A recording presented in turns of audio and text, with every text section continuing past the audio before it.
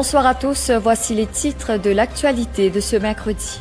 Les sociétés funéraires ont fait les comptes. Helly & Sons enregistre un record ce mois-ci avec 380 décès. Alissan a réalisé son plus gros chiffre le mois dernier avec 134 décès. Et dans les cimetières, l'attente devient longue pour les incinérations. Le nombre de décès dans le pays a augmenté de 30 à 35%. Kailesh Jagatpal promet des sanctions si la négligence est avérée. Cela après que 2 patients positifs à la Covid-19 sont morts en auto-isolement. Une enquête est en cours, indique le ministre de la Santé. Sabila Tarou, morte étranglée, connaissait son agresseur. C'est ce qu'indiquent les premiers éléments de l'enquête. Retrouvée morte sur son lieu de travail à 4 bornes, la liste des récidivistes de la région passée au crible. 195 erreurs de Cambridge enregistrées en 6 ans, ce qui apporte de l'eau au moulin des détracteurs de Cambridge. Ce chiffre a été donné par la ministre de l'Éducation, Lila Deviduken-Lutchman. Véritable casse-tête pour la famille Sirwan pour incinérer Sukwanti au cimetière de Bigara. Positive à la Covid-19, cette habitante de Vakwa, âgée de 78 ans, est décédée hier à l'hôpital INT. Le fils de la septuagénaire affirme qu'un employé de la municipalité de Cœur-Pipe l'avait confirmé que l'incinération se fera à 16 heures cet après-midi. Mais grande a été sa déception ce matin. Un autre officier municipal lui a informé qu'il n'y avait pas de place et lui a conseillé d'avoir recours à la crémation. La famille digère mal cette proposition étant donné la victime était positive. Mon maman est décédée. J'ai fini de faire tout pour la brider dans l'incinération. Pas de place. Problème. Tu finis de nous, tu finis réservé, fini correct au grand-madame. Grand-madame dans le bureau sanitaire. L'inspecteur a fini cause avec le bureau qui a pipe. Le bureau qui a pipe, on sonné avec un Michel. Nous avons fini correct, mais là nous n'avons pas qu'à faire. Qui démarre ce que nous avons fait. Depuis des années, nous pouvons encore galoper. Pour brûler, c'est que brûler même. C'est-à-dire que le protocole là n'est pas bon.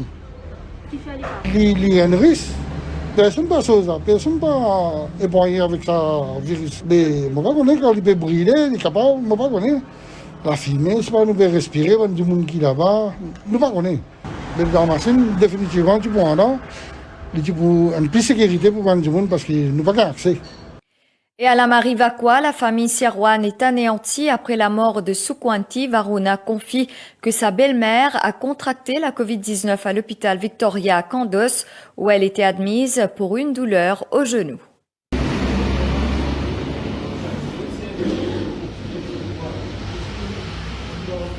pensais que ça va même les affaires gagner. Parce que normalement, comment ça dit nous? La maladie dépend à peu près parce que plus que 7 jours pour les développer. Si samedi, nous rentrons à la maison, les soirs, on commence à la fièvre. D'accord. Et dans ça, là, tu déjà dans le patient Covid. Mais depuis que nous retournons, les soirs, et même la journée, tu peux passer la fièvre, parce que tu sais, nous dispenser, capable, ça passe que j'étais à l'hôpital là, c'est dans la fenêtre, alors il y a ça, la dispenser quand il y a une pression. Mais bon, on est toussé continuellement une nuit. Mais finalement, il commence à y avoir une infection entre les corps. Et ensuite de ça, on a entendu qu'il y a un Covid. Ou déjà nous, l'hôpital, pas de fin de test Covid quand il sortit. Non, on ne va pas. Non. Sinon, c'est tout dire nous. Sinon, on va venir, tu peux demander une test. Parce que nous demandons, non. Ça dépend de faire un test Covid, l'hôpital. Non. Quand il se conduit. Même si c'est non. Tu rentres, oui, mais quand il y a des charges, non. Mais les autres jours, comment ils ont fait conduit? Je ne fais 15 jours, parce que 15 jours. 15 jours, pas de faire un test. Jusqu'à l'entrée. Après, tu es un patient Covid dans la salle là. Après, finalement, tu fais un test. Le business de la mort pendant ce temps connaît une croissance importante. Les compagnies funéraires ont enregistré une hausse allant de 30 à 40% dans le nombre de décès enregistrés en septembre et octobre. Pas que les décès Covid qui sont en hausse, mais la moyenne de morts par jour a connu un bond substantiel. Jean-Luc Émile avec nous en studio. Bonsoir. Bonsoir Ruth. Helly & Sons enregistre son record de funérailles depuis sa création ce mois-ci. Cette compagnie funéraire existe depuis 90 ans et c'est la première fois que la société enregistre en un mois 380 décès. De ces décès, 20% concernent les patients Covid. Cette société parle d'une augmentation notable, je cite, et de pression sur le service. Cette société funéraire organise en moyenne 3 décès Covid par jour. Valère Funerals et Moore Undertaker, même constat. La hausse dans le nombre de funérailles est éloquente, entre 25 et 30% de plus ce mois-ci. Le nombre de décès Covid se situe autour de 10 à 15% et ces sociétés ont recruté ces 2 derniers mois pour pouvoir répondre à la demande. Loin de moi l'idée de vous faire peur ce soir, Ruth. Al-Hissan, qui s'occupe des services funéraires pour la communauté musulmane, a enregistré lui aussi un record le mois dernier. 134 funérailles pour le mois de septembre, alors que son chiffre se situe autour de 60. La tendance risque d'être maintenue pour le mois d'octobre en cours. La jeune société funéraire aussi, Om Shanti, note une hausse dans le nombre de demandes d'incinération dans les cimetières. Le quota de 2 ou 3 incinérations par jour est vite atteint quotidiennement.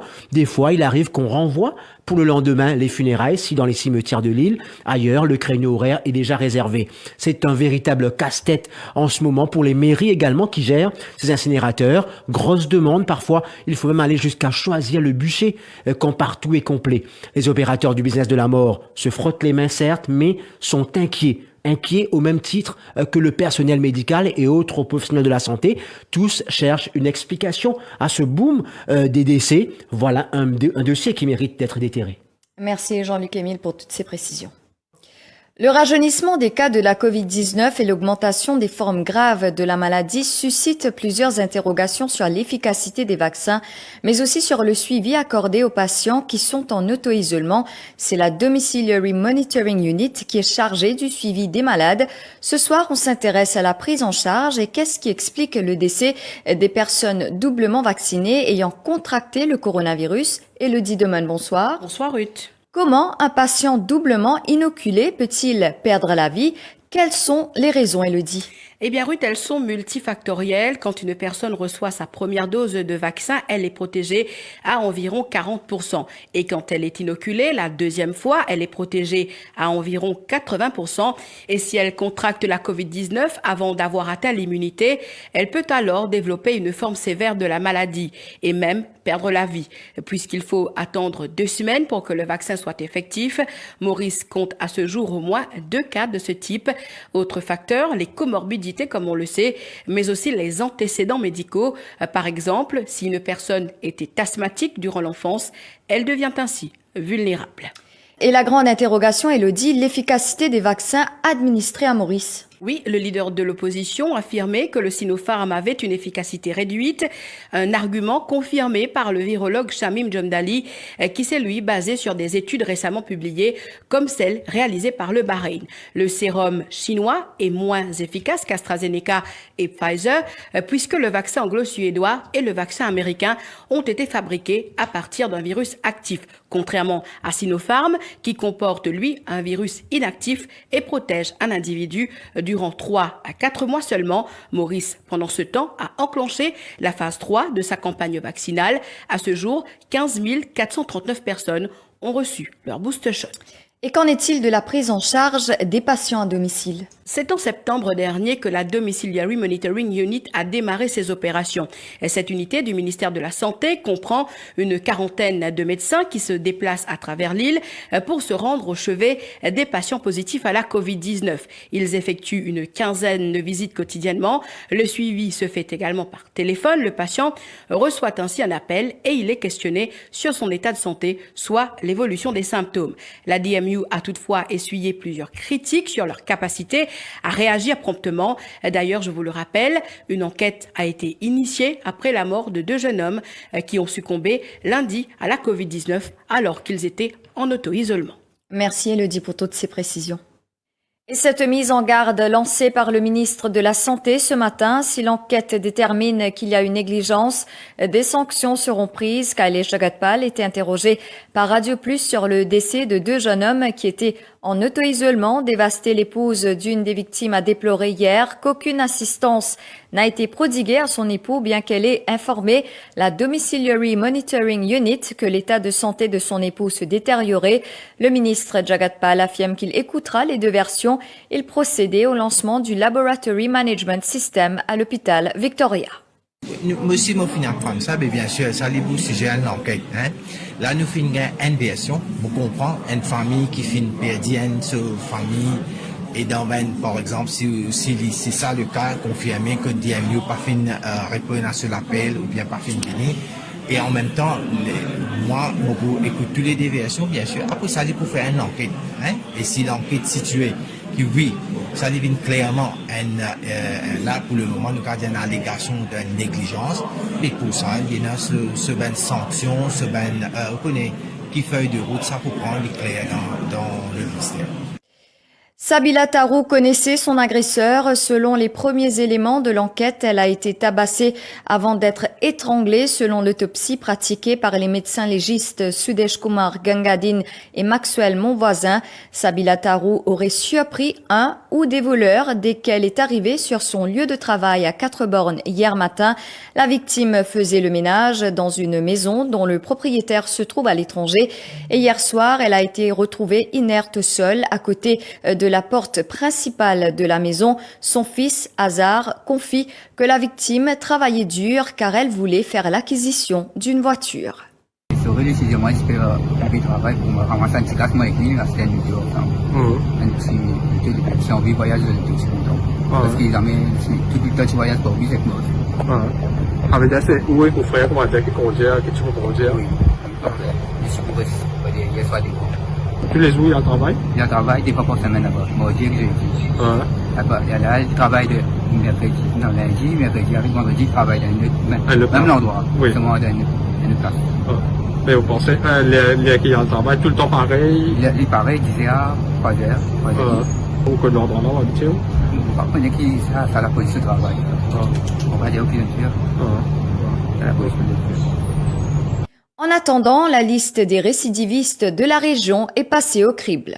Selon les premiers éléments de l'enquête, la victime a tenté de se défendre sur place. La cause de son décès a été attribuée à une compression du cou, mais la quinquagénaire porte également plusieurs blessures sur différentes parties du corps. Cette atrocité pousse les enquêteurs à explorer la piste que la victime connaissait son ou ses agresseurs. Le propriétaire de la maison se trouve actuellement au Canada et avait engagé Sabila Tarou pour nettoyer sa maison 2 fois par semaine, soit les mardis et jeudis. Elle passait sa journée à Quatre-Bornes avant de regagner son domicile à Belle-Rose. Mais son absence prolongée hier a intrigué ses proches qui ont donné l'alerte. Les policiers se sont rendus à Quatre-Bornes, son deuxième lieu de travail. C'est alors qu'ils ont retrouvé le corps de la victime au sol. Elle portait des blessures au cou. Je vous retrouve après la pub.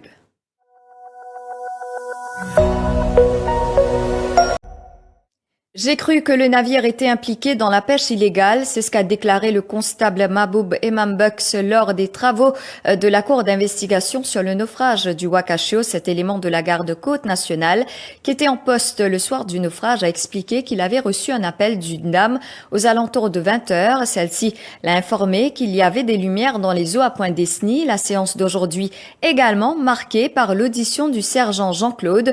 Les deux officiers de la NCG se sont contredits sur certains points et ont même été rappelés à l'ordre lorsque l'ancien juge Hamet voulait des précisions. Compte rendu de cette séance avec Anouk Doukia.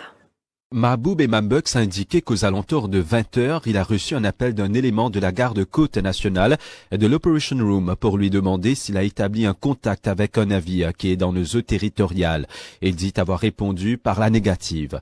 L'officier Mahboub affirme qu'il a ensuite informé son supérieur, le sergent Claude, et le poste de la NCG de Blue Bay pour vérifier de quoi il en ressort.